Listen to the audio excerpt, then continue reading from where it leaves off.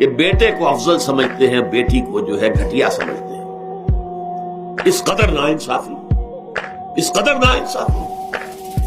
اسی باپ کے نطفے سے بیٹا بھی ہے اور بیٹی بھی ہے، اسی ماں کے رحم میں بیٹے نے بھی پرورش پائی ہے، بیٹی نے بھی پرورش. بعضکم من بعض، قرآن کہتا ہے تم سب ایک دوسرے میں سے ہو.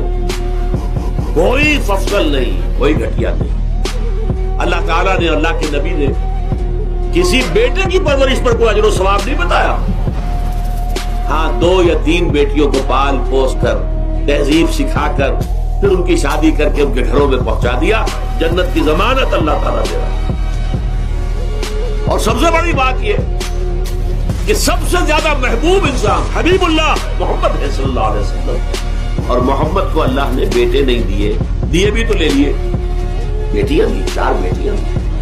اور کتنی محبت کرتے تھے محمد صلی اللہ علیہ وسلم بیٹیوں سے، خاص طور پر حضرت فاطمہ سے. وہ تو آپ سیرت میں پڑھیے کتنی محبت، کس قدر محبت. سب سے چھوٹی تھی، شاید اس لیے.